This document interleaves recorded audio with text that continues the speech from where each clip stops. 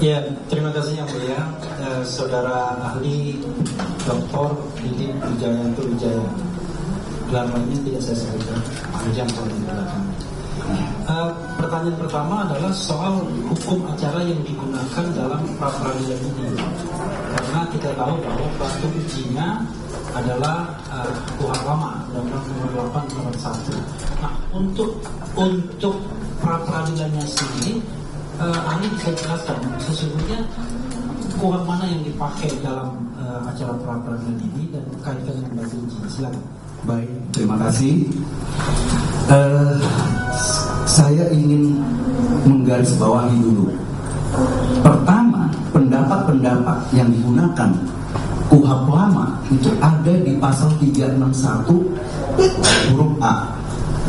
Nah, itu di undang-undang mana sebenarnya? Undang-undang KUHP yang baru. Jadi kita mempelajari aturan yang mau dipakai itu yang mana berdasarkan KUHP baru. Jadi bukan baca lagi KUHP yang lama. Nah, ada namanya azas lex temporis delicti. Hukum acara yang dipakai adalah hukum acara yang berlaku pada saat itu. Jadi jangan lagi apa yang kita kerjakan setiap hari, kita makan, minum dan sebagainya, pakai tata istiadat yang lama. Harus yang sekarang yang baru. Nah, bahwa ada beberapa yang harus memakai KUHP lama itu diatur dalam KUHP yang baru itu, gitu loh. Jadi 361 huruf A sebenarnya waktu itu saya sudah pernah jelaskan, tapi kita ini terpisah, ya kan? Padahal ini pihaknya sama, saya melihat yang melihat udah jelas. Jadi hanya batu ujinya, karena kalau kita batu ujinya waktu itu penyidikannya dengan KUHP lama, kita pakai KUHP baru nanti tidak ketemu. Cuman itu aja sebenarnya. Di sana diatur. Sebenarnya kalau seharusnya pun yang terbaik adalah KUHP baru, tapi akan menjadi tidak fair buat si termohon kalau pakai KUHP yang baru. Nanti KUHP yang baru mengatur banyak hal. Nah, tentunya terus termohon bilang lah waktu itu kan peraturan belum ada. Ya oke, itulah makanya diatur 361 huruf A. Jadi hidup kita ini sudah berlanjut ke KUHP baru, bukan lagi KUHP lama. Jadi hari ini persidangan ini harus menggunakan dengan KUHP baru. Demikian, terima kasih. Terima kasih ahli. Saya ingin bertanya begini, apakah dua alat bukti permulaan untuk pasal 32 ayat 1 Undang-Undang ITE itu adalah sama dengan pasal 433 ayat 1 atau 434 ayat 1? Baik, dua bukti permulaan itu sudah pasti dipastikan untuk setiap pasal berbeda. Dua bukti permulaan. Kalau yang namanya bukti permulaan untuk pasal pembunuhan itu kan harus ada otopsi, ada jasad, ya, jasad jenazah. Apa sama dengan penipuan? Apa sama dengan pencemaran nama baik? Apa sama dengan fitnah? Apa sama dengan undang-undang ITE? Tentu harus beda. Nah, itu delik dari setiap pasal-pasal itu selalu berbeda pemidanaan. Kalau sama, ya dibuat satu pasal aja. Nggak usah banyak-banyak pasal. Ada undang-undang ini, undang-undang itu, semua, ya. Jadi kalau kita harus memakai dua bukti permulaan itu harus berbeda.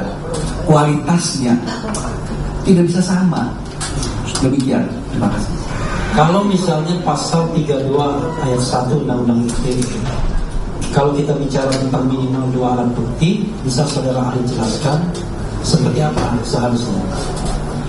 Nah, saya ini bicara soal kita bicara batu uji. Kalau batu ujinya adalah dua bukti permulaan. Kalau KUHP baru itu sudah ada diatur dalam KUHP. Ada 8 alat bukti dan sebagainya. Tapi kalau KUHP lama kita menggunakan batu ujian, itu dulunya bukti permulaan tidak masuk dalam ruang lingkup KUHP. Jadi ada perluasan dari Mahkamah Konstitusi nomor 21. Nah, banyak orang berpikir bahwa ini sudah masuk pokok perkara. Tidak, saya bilang. Karena beberapa kali juga saya menjadi ahli pra peradilan, saya jelaskan kita berjalan persis di pinggir di perbatasan. Jadi kita hanya menilai kualitas dari bukti permulaan. bukti permulaan ini tuh berbeda-beda. Misalnya, bukti permulaan ada orang melihat seseorang menusuk pisau. Nah, itu juga akan mengakibatkan, walaupun akibatnya orangnya mati, terbunuh. Ini akan harus dipastikan dulu pasal apa. Apakah itu 338 pembunuhan atau 351 ayat 3 ini KUP lama. Nah, di sini kita harus bedakan. Ada namanya otopsi. Otopsi ini tusukannya kena jantung. Ditusuknya 10 kali. Itu namanya tusukan mematikan. Tapi tusukannya kalau hanya di pundak, terus orangnya didiemin, ya orang dilempar ke dalam lubang, dibiarkan satu bulan mungkin mati juga. Jadi ada perbuatan yang menyebabkan kematian gitu. Ada orang yang mendorong. Jadi tusukan yang tidak mematikan seketika tapi menyebabkan kematian itu tidak bisa dikenakan pasal pembunuhan. Jadi ada namanya otopsi. Otopsi itu adalah bukti permulaan untuk menentukan juga pasal-pasal gitu. Nah, saya pernah juga ada pra-peradilan di daerah ya, waktu itu di pengadilan di Bengkulu, di sana Curug, pengadilan Curug. Itu juga saya jelaskan gitu. Kalau pembunuhan juga harus ada niat, ada mens reanya. Lain lagi dengan pembunuhan berencana. Beda lagi, itu harus ada bukti permulaannya gitu loh. Nah, jadi kalau pembunuhan berencana itu nantinya kalau tidak jelas masih kabur, itu harus ada motif. Ada saksi-saksi yang bisa menerangkan tentang motifnya dan sebagainya. Kalau tidak jelas, tapi kalau sudah jelas pembunuhan berencana tidak perlu motif. Waktu itu saya jelaskan. Nah, jadi makanya kalau yang namanya satu pasal 32 ayat 1 Undang-Undang ITE jelas itu bukti permulaannya harus spesifik. Harus ada formalitas dalam perkara, dalam pengenaan pasal itu. Tidak bisa sembarangan asal taruh aja semua pasal. Nah, saya pernah dihadirkan sebagai ahli majelis. Saya waktu itu saya berikan penjelasan di Pengadilan Negeri Jakarta Selatan tahun 2020 kalau nggak salah. Saya rasa tadi saya lihat saksinya, itulah saksi yang menjadi terdakwa pada saat itu. Dan ada putusannya kalau memang itu nama saya ada sebagai ahli. Saya jelaskan undang-undang ITE itu tidak bisa yang namanya undang-undang itu yang menjadi fakta formil dulu pertama bukti awal itu harus dokumen elektronik, bukan dokumen nyata atau fisik atau hard copy. Nggak bisa itu. Jadi buat apa undang-undang ITE kalau begitu? Itu informasi atau dokumen elektronik. Jadi kalau diterapkan pasal itu artinya sejak awal tidak ada bukti awalnya. Jangankan bukti permulaan, bukti awal saja sudah tidak ada. Itu namanya penyelundupan pasal. Kita mengenal dengan penyelundupan hukum. Kasihan orang dilihat kalau pasal KUHP-nya, wah nggak kena nih buat ditahan. Ini kan lihat-lihat untuk ditahan. Itu udah biasa. Kita ngomong jujur aja. Saya praktisi juga gitu loh. Saya tahu niat dan tujuannya orang bikin laporan. Kalau pasal-pasalnya ancamannya ringan, cari pasal yang berat supaya bisa ditahan. Itu niat yang jahat sekali.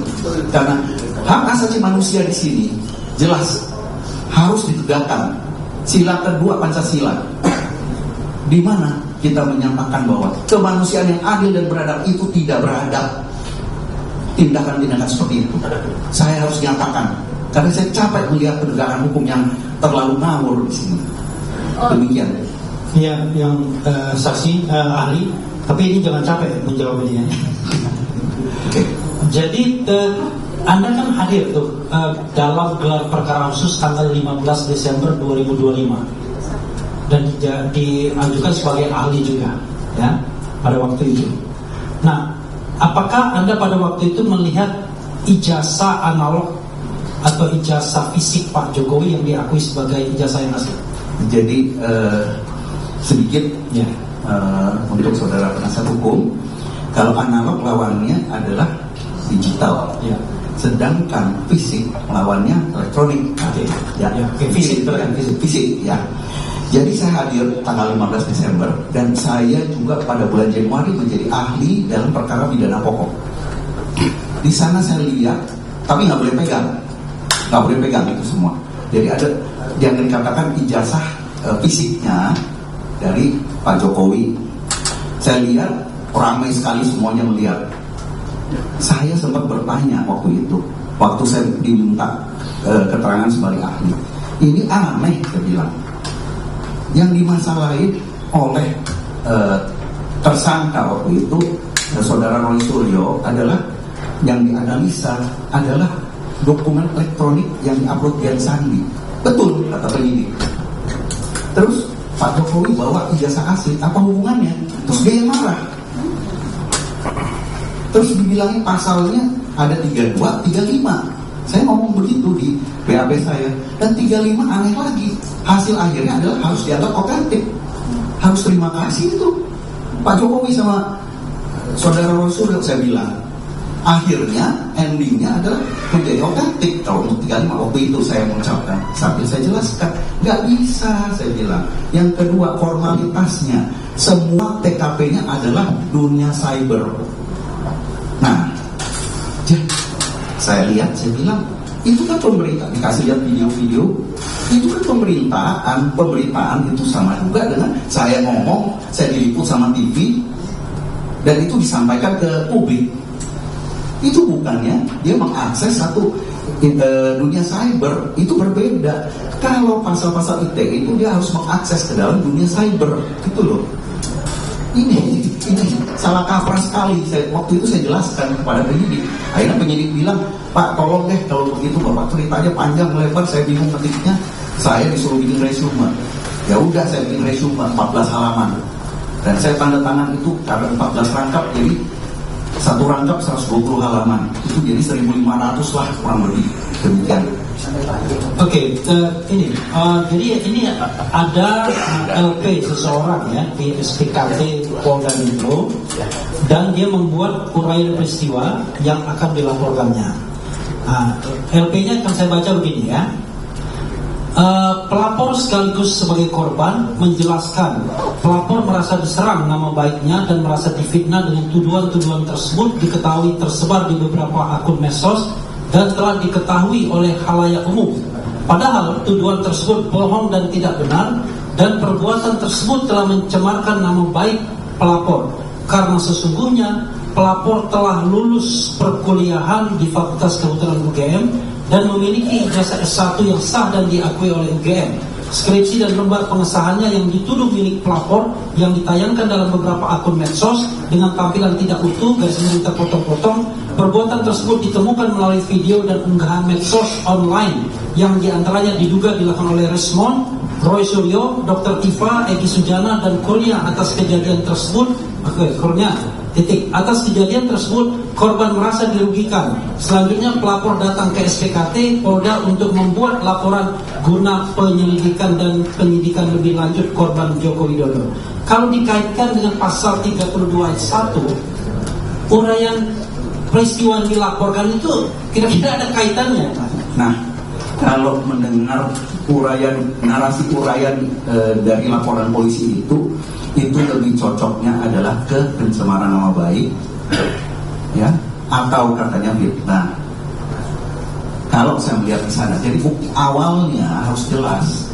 Kalau pasal 32 ayat 1 ada tidak yang namanya dokumen elektronik, jadi harus di sana narasinya setidak-tidaknya bahwa pelapor memiliki informasi atau dokumen elektronik ternyata diakses oleh seseorang, ya, untuk kemudian dokumen saya dirubah, ditambah, dikurang, dan sebagainya dengan cara apapun. Dengan cara apapun, itu satu-satunya yang di dunia fisikal bisa dicolong.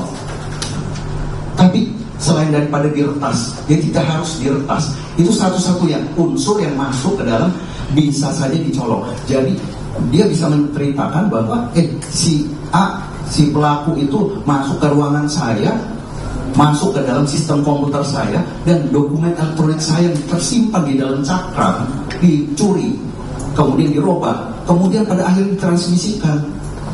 Disitulah sehingga saya sudah tidak punya lagi akses. Itulah pasal 32 ayat 1. Harus begitu narasinya, gitu. Jadi ada kejadian demikian.